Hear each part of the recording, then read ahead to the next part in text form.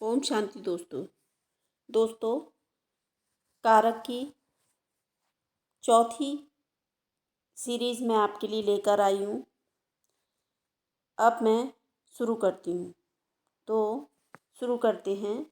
इसमें थोड़ा धुंधला दिख रहा है लेकिन मैं बोल रही हूँ, उससे आप समझ जाना। तृतीया विधायक सूत्र है, तो इसमें कर्तकर्णयों तृतीया, ये तृतीया विधायक सूत्र है। अब देखते हैं आगे। चतुर्थी विभक्ति विधायक सूत्र है। चतुर्थी विभक्ति विधायक सूत्र है। चतुर्थी संप्रदाने है। चतुर्थी तदर्थ बलि हित सुख रक्षितई है। उपयुक्त दोनों हैं या इनमें से कोई नहीं। तो तृतीया विधायक सूत्र चतुर्थी, ए ऑप्शन आपका राइट होगा। चतुर्थी संप्रदाने है। अब देखते हैं आगे। षष्ठी विभक्ति का विधान करने वाला सूत्र है। तो षष्ठी विभक्ति का विधान करने वाला सूत्र ए षष्ठी, बी षष्ठी शेषे, सी षष्ठांता षट और डी उपयुक्त सभी। तो इसमें कौन सा होगा? षष्ठी शेषे, बी ऑप्शन आपका राइट है। सप्तमी विधायक विभक्ति विधायक सूत्र है। दोस्तों इसको थोड़ा सा बड़ा कर ले रहे हैं जिससे आपको क्लियर दिखाई दे। सप्तमी विभक्ति विधायक सूत्र है, तो कौन सा है? सप्तमी सौंडई, सप्तम्य अधिकरणे च, सप्तम्यासल, सप्तमी विशेषे विशेषेण बहुब्री। तो इसमें कौन सा होगा दोस्तों? इसमें सप्तम्य अधिकरणे चा, ऑप्शन नंबर बी आपका राइट है। अब है तथा युक्तम चा नीप्सितम। तथा युक्तम चा नीप्सितम ईप्सितम। अब है इस सूत्र का उदाहरण है। तथा युक्तम चा नीप्सितम सूत्र का उदाहरण है। ए ग्रामं गच्छन् तृणं स्पृशति, बी ओदनम ओदन भुंजानाम विष भुक्ते। उपयुक्त दोनों, इनमें से कोई नहीं। तथा युक्तम चा नीप्सितम, इसका है कौन सा ऑप्शन ठीक होगा? तो इसका दोनों ऑप्शन ठीक होंगे, ए और बी। इसका मतलब उपयुक्त दोनों अर्थात सी ऑप्शन आपका राइट है। अब आगे। नमः स्वस्ति स्वधा अलम वसट योगाच। नमः स्वस्ति स्वाहा स्वधा अलम वसट योगाच, इस सूत्र से कौन सी विभक्ति होती है? तो दोस्तों आपने विभक्तियां याद की होंगी। तो इस सूत्र से द्वितीया होती है, तृतीया होती है, चतुर्थी होती है या फिर षष्ठी होती है। तो इससे नमः स्वस्ति स्वधा अलम वसट योगाच से सी आपका राइट है, चतुर्थी विभक्ति होती है। धिक के योग में कौन सी विभक्ति होती है? तो धिक के योग में कौन सी विभक्ति होती है? षष्ठी, पंचमी, द्वितीया या फिर तृतीया। तो धिक के योग में दोस्तों द्वितीया विभक्ति होती है। सी आपका राइट है। जटाभिताप्सा में तृतीया विभक्ति विधायक सूत्र है। जटाभिताप्सा में तृतीया विभक्ति विधायक सूत्र है। हेतौ अपवर्गे तृतीया, येनांग विकारा इत्थंभूत लक्षणे। तो इसमें कौन सा होगा? इत्थंभूत लक्षणे। इसमें डी ऑप्शन आपका राइट है। आगे चलते हैं। कर्ता का इष्टतम कारक है। तो कर्ता का इष्टतम कारक कौन सा होता है? कर्तुरीप्सितम कर्म। कर्तुरीप्सितम कर्म। ए कर्म, बी करण, सी संप्रदान, डी अपादान। तो इसमें क्या होगा? कर्म। ए आपका राइट है। ए ऑप्शन आपका राइट है। छात्रेभ्य स्वस्ति में चतुर्थी विभक्ति का कारण है। तो आपने सोच लिया होगा, ए रुच्यार्थानां प्रियमाणा, बी नमः स्वस्ति स्वधा स्वाहा अलम्बसट योगाच, सी चतुर्थी संप्रदाने, डी चतुर्थी तादर्थे बहुलम सुखरक्षितई। अब देखते हैं इसमें कौन सा होगा। छात्रेभ्य स्वस्ति, तो नमः स्वस्ति, नमः स्वस्ति, तो आपका बी ऑप्शन नंबर राइट है। आगे चलते हैं। चोरात बिभेति में पंचमी विभक्ति का कारण है। अपादाने पंचमी, भीत्यार्थानां भय हेतु, आख्यातोपयोगे, ध्रुवम अपाये अपादानम। इसमें चोरात विभेति में कौन सा होगा? तो भीत्यार्थानां भय हेतु, अर्थात आपका बी ऑप्शन राइट है। विभेति मीन्स डरना होता है, भीत्यार्थानां भय हेतु, तो इसमें भय दिया हुआ है, तो भीत्यार्थानां भय हेतु, ये बी ऑप्शन आपका राइट होगा। पादेन खंजा में तृतीया विभक्ति है। पादेन खंजा में तृतीया विभक्ति है। किस सूत्र से है? येनांग विकारा से, संयुक्ते प्रधाने, संयुक्ते अप्रधाने से सूत्र से, साधकतम करणम से, कर्तकणयोस तृतीया से। तो आपने देख लिया होगा, पादेन खंजा पैर से लंगड़ा है, तो किसी अंग में विकार होने से कौन सा होता है? एनांग विकारा। तो ए ऑप्शन आपका राइट है। आगे बढ़ते हैं। गुरु याचिते विद्या, गुरु याचिते विद्याम, गुरुम याचिते विद्याम, यहाँ गुरु की कर्म संज्ञा विधायक सूत्र है। तो आपने देखा गुरुम याचिते विद्याम में याच धातु लगी हुई है।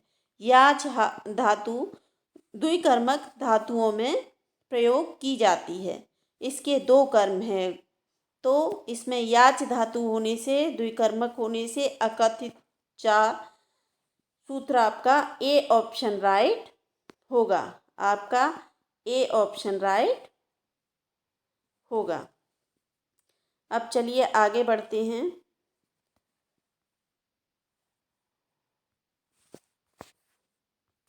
आगे के क्वेश्चनों को देखते हैं।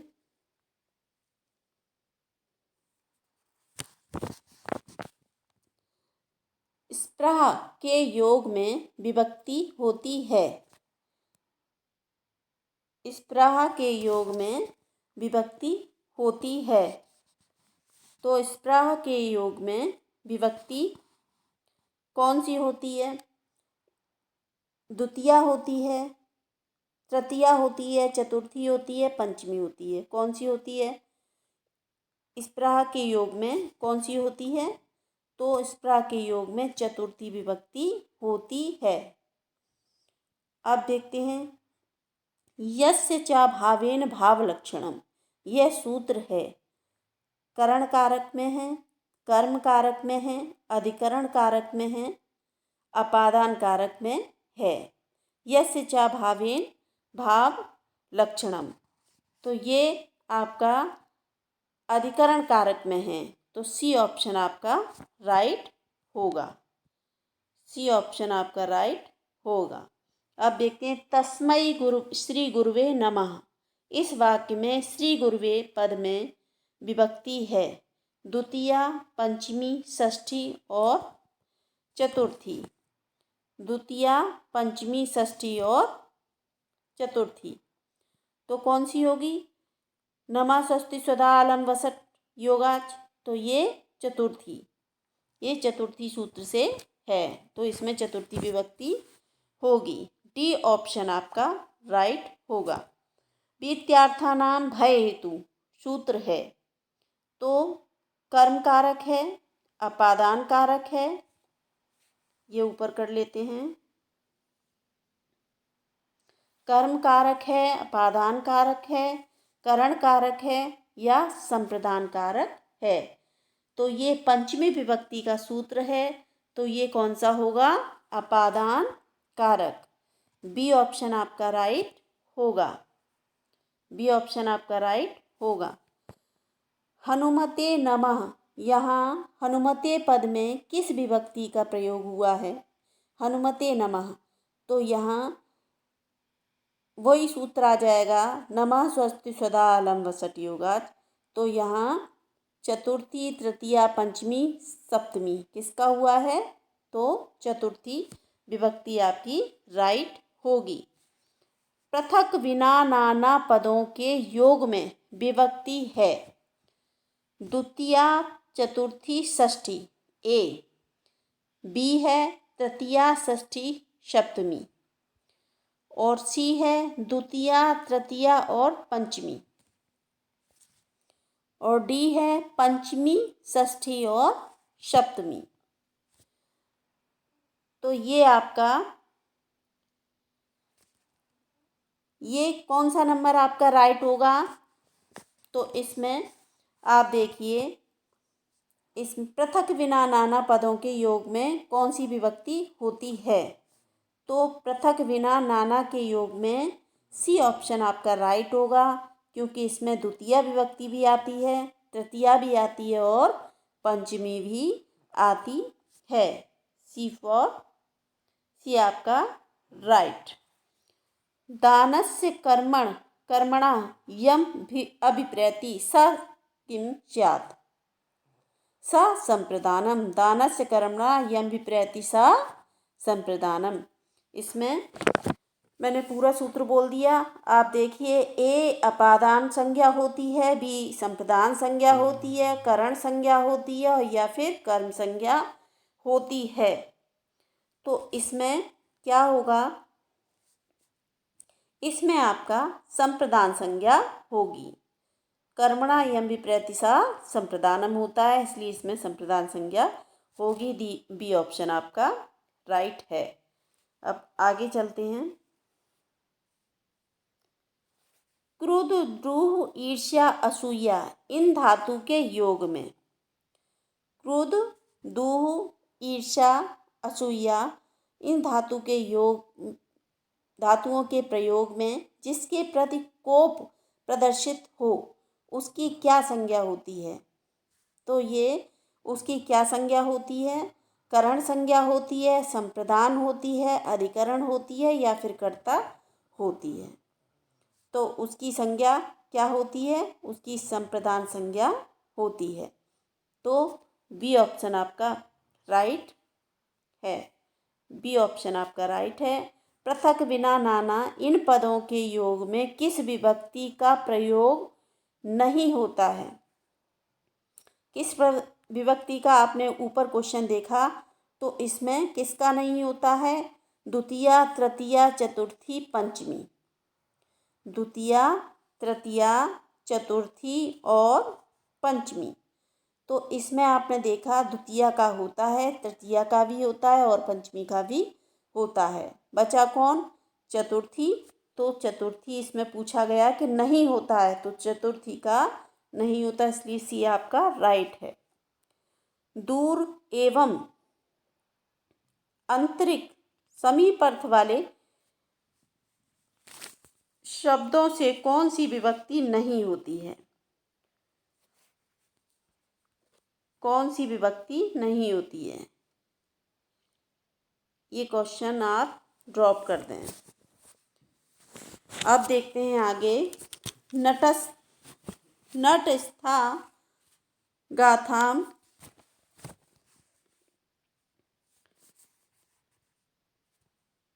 आज मैं क्वेश्चन आपको 5 तक कराऊंगी। आज क्वेश्चन मैं आपको 5 तक कराऊंगी। आगे के क्वेश्चन ये मैं नेक्स्ट सीरीज में लेकर आऊँगी, क्योंकि समय बहुत हो गया है, बड़ी वीडियो हो जाएगी। इन्हीं क्वेश्चनों के साथ सिलसिला समाप्त करती हूँ। आगे फिर मिलते हैं किसी और सीरीज़ में। धन्यवाद।